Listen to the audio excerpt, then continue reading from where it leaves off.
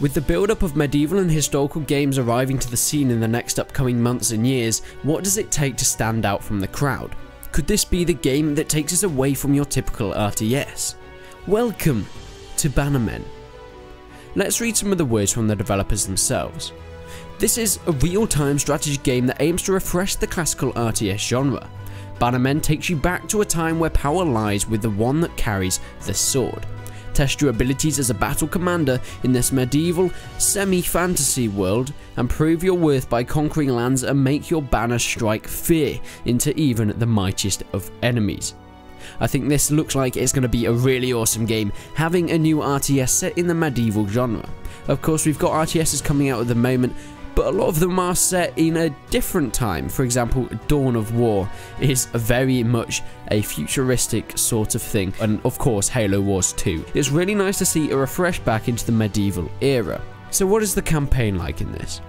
The story is following an abandoned lord who has recently lost his land and nobility.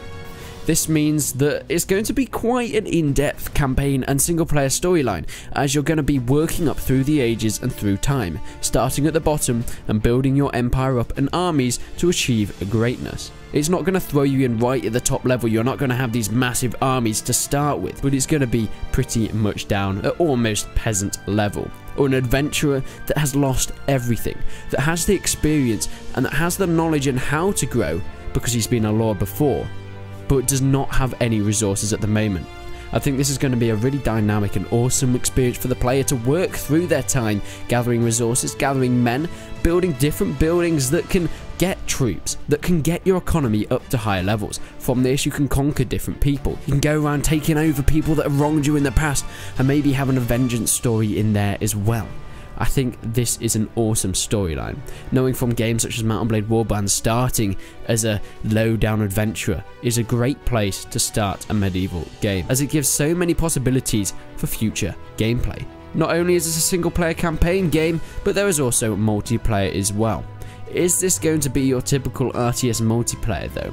I will get onto what sort of makes this game different to many of the games that we have seen later on in the video. It's going to have a ladder system, so you'll be put together with players that you have been ranked with. So if you are a lower rank, you're not going to be playing with some of those massive experts and higher ranks up there as well. Not only is there a ladder system though, but you will be able to create parties and play with your friends. A lot like the Age of Empires multiplayer, I suspect, and sort of a ladder system like the more modern Total War games as well. The maps are going to be very different to one another, but not only does it depend on a map you choose, but it also depends on the area you fight in. For example, if you happen to come across someone in a snowy area, you're going to be fighting in the tundra. It's going to be a very dynamic game. It's not going to be you pick a map and then you play it.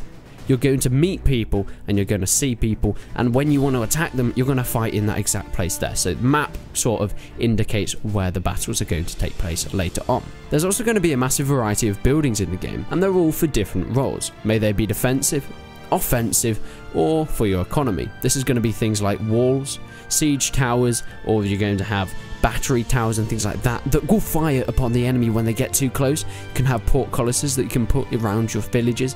Not only can you do that though, but you can do your economy, sort of have blacksmiths in there, traders, and things like that, with markets all around your area. Of course, you're going to also need houses to make sure that your civilians have somewhere to live. All these structures and buildings are within a complex text tree, which will give the game a lot of depth. And this is included with your troops. Not only do you have melee and ranged units, which include siege weaponry such as catapults and things like that, but the game will also contain units such as spellcasters. Now, we do have very little information about this other than the name, but I presume these are going to be magic orientated troops that you'll be able to bring onto battle. They're probably going to be very limited, since obviously magic can be a very powerful thing, especially in a medieval world. But they are there nonetheless, and there will be a special troop that you will be able to use. So a lot of this does seem very similar to games we've seen in the past. But what makes it different? What makes this game stand out from many other RTS games that you would normally buy? Well, the thing that stood out the most for me is dynamic maps. Now, what do I mean when I say dynamic maps? For an example, if you're in the snowy area, there might be ice that freezes over a lake, and this creates sort of a pathway for your troops. So if there's a lake there, obviously they can't get through it. But if time goes on, if you play this game for a while, it will start to freeze over and your troops can then pass across, giving you different options for attacking or defending enemies. There's also things like being able to cause rock avalanches to fall upon your enemy as they patrol below, using the terrain to your advantage in order to create different dynamic ways on winning battles. There's even some random lightning strikes that can start fires if they hit the wrong things. This will also cause another hindrance to the player that you're going to have to sort out through with the game. And this all happens dynamically as you play your matches. There was also a scene in the trailer where it does show an arena type mode where these two knights are fighting against a bear. Maybe this is going to be a sort of multiplayer arena type mode, or it's going to be some part of the single player campaign. Like I said, very little information has been given about this game so far. It's only just been put up the website. The website has very little information on it. So I've been able to scrape some stuff on this game, but I'll definitely bring some stuff to you in the future. But what do you think about this game? Does it look like the type of game that you want to buy? Is it different enough to the other RTS games? Obviously, I can't really say at the moment whether it's worth it, or whether you should look forward to it in the future.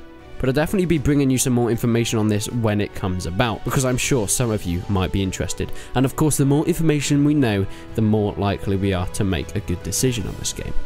But until then, I will see you in the next one.